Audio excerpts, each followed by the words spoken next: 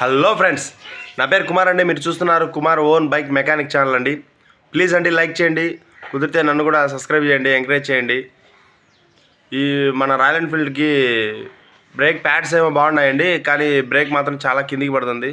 ఒకసారి అది చేసి చూపిస్తాను. భయ్యా తెలిసిన వాళ్ళ కోసం కాదు, తెలియని వాళ్ళ కోసం మాత్రమే చేస్తున్నాను. నన్ను కూడా ఎంకరేజ్ చేస్తారని కోరుకుంటున్నాను. పదండి వీడియోలోకి వెళ్దాం. చూడండి ఫ్రెండ్స్, ఆ స్క్రూ అనేది ఎంత లోపలికి టైట్ అయిందో, కానీ బ్రేక్ మాత్రం చాలా కిందికి వెళ్తుంది. చూడండి, దాదాపు 2 ఇంచ్ ఉంది. అంత బిగించినా కానీ బ్రేక్ మాత్రం చూడండి ఎంత కింద ఉందో. కాలు కూడా అందకుండా కింద ఉంది. కాబట్టి మనం టైరు ముందు వీడియోలో ఉందండి, అది ఇప్పేది ఎలాగో లెంత్ అవుతుందని చెప్పి కట్ చేశాను. ఇప్పుడు బ్రేక్ రాడ్ ఇప్పేస్తాను. మనం అబ్బుది మొత్తం నట్టు ఇప్పేసుకుందామండి. ఈ సోనార్ సైజు వచ్చేసి 30 అండి. 30 సైజు సోనార్ పెట్టేసి మొత్తం అది నీట్గా ఇప్పేసుకుందాం. మనం చైన్ మొత్తం తీయాల్సిన అవసరం లేదండి. ఊరికి మన డ్రమ్ ఒకటి తీసేసి పక్కన పెట్టేసుకుంటే సరిపోతుంది. చూడండి, డ్రమ్ తీసి కింద పెట్టేశాను. ఇప్పుడు మనం ఇంకొక 19 సోనార్ వేసుకొని మొత్తం వీళ్ళు అంతా తీసేసుకుందాం పక్కకి.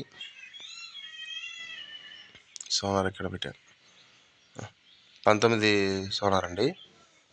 వేసేసి మొత్తం ఇప్పేస్తాను. చూడండి, ఆ ప్లేట్ ఇప్పేయాలండి. ప్లేట్ అంతా ఇప్పేసిన తర్వాత చూపిస్తాను మీకు. బ్రేక్ ప్యాడ్స్ ఏమి అరగలేదండి, కానీ బ్రేక్ మాత్రం మనకు చాలా తక్కువకి వెళ్ళిపోతుంది. ఆ లివర్లో ప్రాబ్లం ఉంటుంది. ఆ లివర్ ఎలా ఫిట్ చేయాలి, ఎలా సెట్ చేయాలో చూపిస్తాను. చూడండి,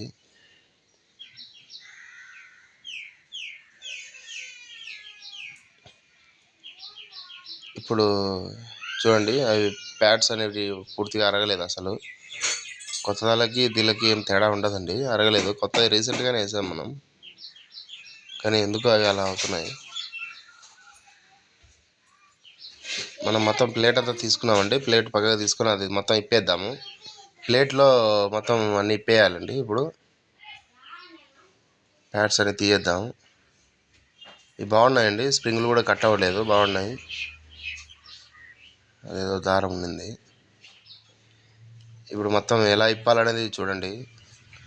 మొత్తం కట్ చేయొద్దండి, కట్ చేయకుండా చూడండి. ఇప్పేది ఎలాగో గుర్తుంటే బిగిగలం, లేదంటే బిగిలేమండి. మనం ఈసారి ఇలాగే జరిగిందంటే ఆ పైన లివర్ ఉంది కదా, అది లివర్ మార్చాలి.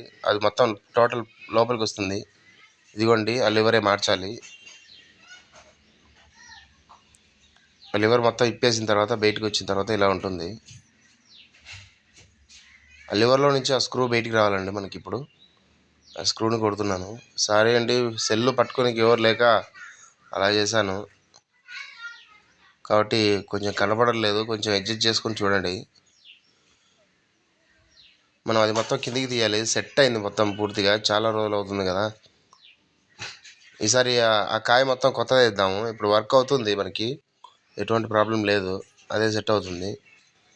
కానీ ఈసారికి మాత్రం కొత్తది వేద్దాము. ఇది రావట్లేదు మొత్తం. ఇప్పుడు ఇది కొంచెం ఆయిల్ వేసి ఫ్రీ చేశాను, కొంచెం వచ్చింది. ఇప్పుడు పూర్తిగా వస్తుంది. మొత్తం మీరు దబా దబా కొట్టేయద్దండి, మళ్ళీ దొరకదు. అది షోరూంలోనే ఉంటుంది. షోరూంలో మన పులిందలో దొరకదు, కాబట్టి నాకు ఇబ్బంది ఉంది. ఇప్పుడు ఈజీగా వచ్చేసింది. చూడండి, ఆయిల్ వేసి కొంచెం ఫ్రీ చేసిన తర్వాత వచ్చేసింది. చూడండి ఎంత డస్ట్ ఉందో. ఆ డస్ట్ వల్ల స్టక్ అయింది. దాంట్లో మనం కొంచెం గ్రీజ్ కానీ ఆయిల్ కానీ వేసుకుంటే స్టక్ అవ్వదండి. అది మొత్తం లేక అలా అయిపోయింది. ఇప్పుడు మొత్తం అంతా డీజిల్ వేస్తున్నానండి. నేను డీజిల్ వేసి క్లీన్ చేసుకుంటున్నాను మొత్తం. మొత్తం డీజిల్ వేస్తాను. చూడండి,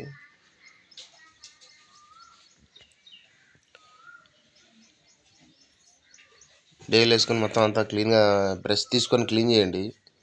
క్లీన్ చేస్తే మనకి నీట్గా ఉంటుంది.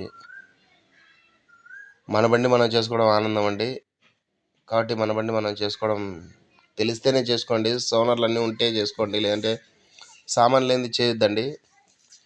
ఇప్పిన తర్వాత సామాన్ లేకపోతే చాలా ఇబ్బంది అవుతుంది.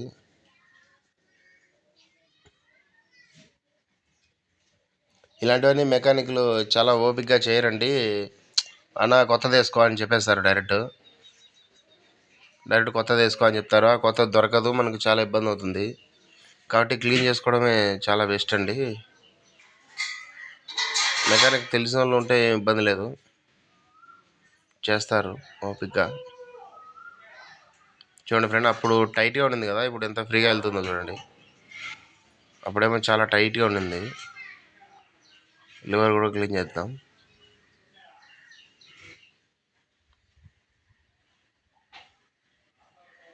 మొత్తం అన్నీ క్లీన్ చేసేసిన తర్వాత చూపిస్తాను చూడండి.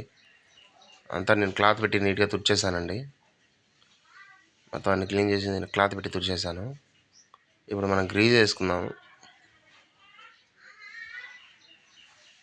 అది గ్రీజ్ వేసుకోవడం వల్ల మనం బ్రేక్ తొక్కడం వల్ల కీ కీ అని సౌండ్ వస్తుంది కదా, సౌండ్ రాకుండా ఆగిపోతుందండి.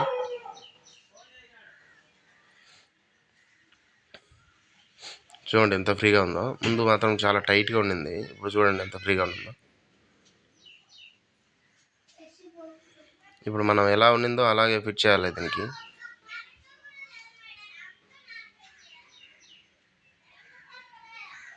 ఎంత ఫ్రీగా ఉండిందంటే పట్టుకోనికి కూడా అది జారిపోతుందండి, స్క్రూ లేనిది. అంత ఫ్రీ అయిపోయింది ఇప్పుడు క్లీన్ చేసిన తర్వాత. మీకు ఫైనల్లో చూపిస్తాను బ్రేక్ మళ్ళీ ఎంత ఎంత పైకి వచ్చింది, ఎంత నట్టు బిగించామనేది మొత్తం చూపిస్తాను మీకు. చాలా బెటర్గా ఉంటుందండి. కానీ మనమేమో ప్యాడ్స్ పోయినాయి జాంకులు ప్యాడ్స్ మారుస్తుంటాం. కానీ ఇలా చేసుకోవడం వల్ల ప్యాడ్స్ అరిగిపోవండి. మీరు అనుకోవచ్చు ఇట్లా తగ్గిస్తే ప్యాడ్స్ అరిగిపోతున్నాయి అనుకుంటారు. ప్యాడ్స్కి ఏమి ఇబ్బంది ఏమి ఉండదు.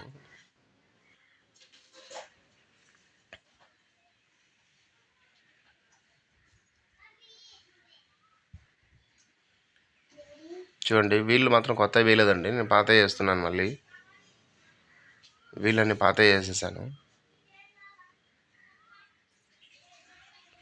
లివర్ బిగిలేదండి, నేను పూర్తిగా అక్కడ పెట్టుకొని రాడ్ సైజ్ చూసి బిగిద్దాము.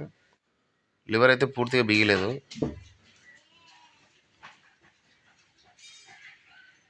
చూడండి ఫ్రెండ్స్, అబ్బు బిగిచ్చేసాను. ఇప్పుడు రాడ్ సైజ్ చూసేసి మొత్తం అది ఫిట్ చేసుకుంటాను. చూడండి, రాడ్ సైజు పర్ఫెక్ట్గా సరిపోయిందంటేనే బిగించుకుంటాను.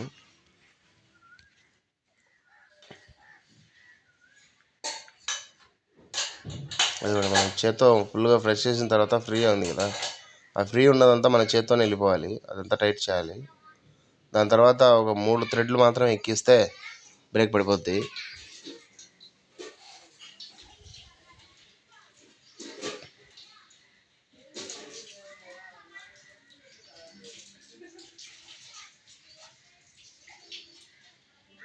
చూడండి, మొత్తం టైట్ చేసిన తర్వాత ఇలా వచ్చింది. రాడ్ చూడండి ఎంత మిగిలిందో, 2 ఇంచు ఉన్నింది, 1/2 ఇంచుకి అయిపోయింది. ఈ మాత్రం డిఫరెన్స్ ఉండాలండి, డిఫరెన్స్ లేకపోతే చాలా ఇబ్బంది అవుతుంది. బ్రేక్ కిందికి వెళ్ళిపోతుంటుంది. ఎక్కడన్నా మామూలుగా అయితే సరిపోతుంది, ఎక్కడన్నా డౌన్లో ఉన్నప్పుడు బ్రేక్ పట్టుకోవాలంటే చాలా ఇబ్బందిగా ఉంటుంది. సడన్ బ్రేక్ కూడా పడదు. కాబట్టి మనం ఇలా చేసుకోవడం చాలా మంచిదండి.